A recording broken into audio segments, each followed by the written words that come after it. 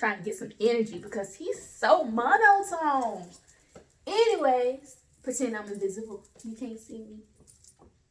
No? Boo. He don't like my jokes. I don't know how this is gonna work, but we gonna make it work. Anyways, welcome back to 11 Scenes. I'm Z. I'm Andreas.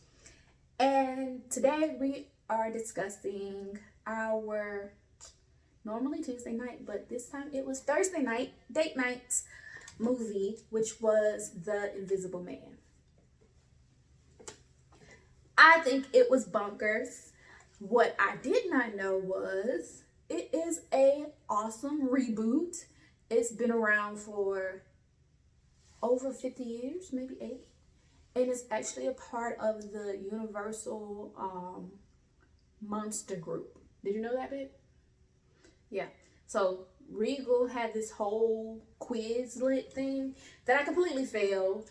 I posted on 11 Scenes in the group, so if you're not on my Facebook group, go join it. But they had a quiz about the Invisible Man, where I found out all these awesome details about it. Like I say, I'm an amateur movie buff, so I don't know everything, and I don't claim to do.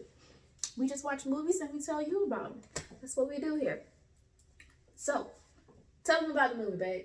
I'm done talking for a second. It was good. Let me see, how can I say this? What's the best way to roll it out to you guys? The movie was kind of horrorish, but it was also like drama. It's a suspense. Drama suspense movie, yeah. So I liked it. The way it unfolded was good.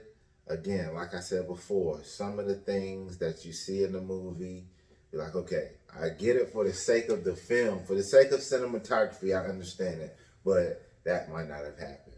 But the way it ended made up for all of that. So, yeah. He really appreciated the movie. The movie's ending. It's funny. He likes endings a lot more than I do. So, the premise of the movie, The Invisible Man. This woman is escaping an abusive relationship, and then with this high-tech opera what's it called? Optical fabrics guy who is like big in that industry. Got a house on the hill by the water on the cliff. Got his own estate. Why it's would you leave him? Almost look like what's my man Iron Man name? That's a good parallel for Tony Stark. Yeah, he got like a Tony Stark type of house. So it's like, okay, Tony Stark type of attitude. What's going on here? But abusive. Yeah. So our abusive Tony Stark does not like that he got left by the only girl that never needed him. So uber controlling. Very. So she runs away from a toxic relationship, reminiscent of Enough type J-Lo sneaking out in the middle of the night. And 2 weeks later, he turns up dead.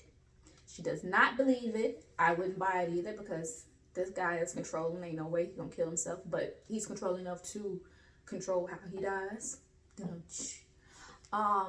But she doesn't believe it. The executor of his estate is actually this guy's little brother. The lawyer of his estate, yeah. The executor, yeah, is his little brother.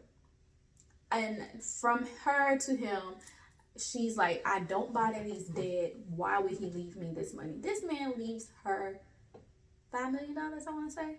$5 million.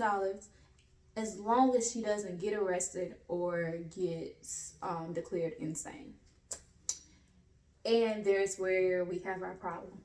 This man's single life mission, although he's dead, is to drive her insane as the Invisible Man. So she's stuck being tortured and tormented by somebody that no one else can see. And one of the statements from the old version of the movie was, what you can't see can hurt you. And I was cracking up, laughing, jumping, screaming, because these folks were getting their tails beat by something they couldn't see. And she was just like, they're behind you. He's behind you. There's someone here. And nobody believes you. That would be my biggest issue. I personally hate being ignored. And when I'm telling you look behind you and you not believing me, and then you get smacked up, and then it's my fault. Like, that was aggravating. He made a face because I really do hate getting ignored. You should ignore somebody quick too. I don't ignore people. I just have terrible hearing. That's what you want to call it, or selective hearing? It's not selective. Anyways, I really asked him to like repeat himself a dozen times a day. But yeah, they had some great acting because these folks were getting their tails handed to them by an invisible person, and it was just interesting.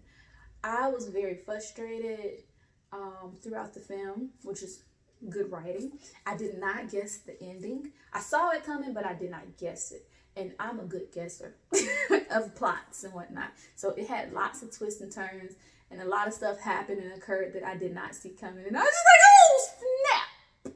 How? Oh, why? That? Like, that was good. I think it was probably one of the better films I've seen this year. What do you think? Better films? I guess. It was involving. The build up, the climax, and the rollout of it, yeah, it was good. To where it opened up, the opening scene was her leaving the house. Then everything kind of divulged after that as far as how she got there, what he was, what his mission was. Yeah, it was well paced, I guess you could say. So yeah, it was well made. Yes, well made movie. Yeah. Shout out to Storm Reid. I give her a shout out. She was not the star, Elizabeth Mouth is, but we're Storm fans. Woo-woo. I was so sad for this chick, poor baby. She was targeted just because she was a loved one. I actually teared up when in one of her earlier scenes in the movie, like she received a gift, and I was like, oh, that's so sweet. And then she got attacked, and I was like, oh no. So I was really protective of Storm's character. Sydney was her character's name, but yeah, that her character alone probably got me emotionally involved the most, because why are you trying to go for a child? Like, bruh, you need to take care of it. What else? Anything else you want to share about the movie? I mean, besides, like I said, sometimes cinematography, with me being a movie guy, you see certain things in movies that just really don't make sense. What didn't make sense? So the house where she was, what's the word? Oh, how he got in and out and stuff? Is that what you're saying? No, like the house. The cop's house? The cop's house. The guy was a full-on detective. He wasn't a street cop. He was a detective. He had no cameras in his house. Yeah. If you need a Vivid system, a smart home system cameras, call us. We can hook you up. Again, the Invisible Man, he hid some items in the attic, and you guys say all that. There's 3 people that were in the house during that time, and nobody saw her or nothing. Yeah. Stuff like that. So I was wondering, like, he's invisible, but how does he not make noise? That was my thing. I mean, he would say surprise every now and then, but that was interesting to me. Also, much like the movie Waves, the cameraman was a part of the movie. Like, they would, like, move the camera. So I was up there like trying to look around the corner to see if I can see something extra. And they did really well with the cinematography of that aspect. And yeah, I'm like trying to fix it. So that was another emotional feeling aspect of it that I really appreciated. What would you rate it, babe? I have 4.3. A 4.3. We're getting up there, getting better. What do we got to do to get you a 5? See a movie I really like. Which would be? I don't know. What are you most excited for coming out soon? Movie theaters, nothing that I've seen yet. What? Ozarks? Not even Die Another? No. The Bond movie coming out? I wouldn't say I'm excited about that. I just think Daniel Craig in my lifetime has been the best James Bond. So, Hey, we got a black 007, black female. She ain't the villain. She ain't the hero. I mean, she is the hero. She ain't being saved. So I'm excited about that. But that's not what this video is about. We're going to cut it off. But thank you for watching 11 Scenes. Tune in next time. This week, what are we going to see? who knows? We'll let y'all know when we make the video. See you then. Bye.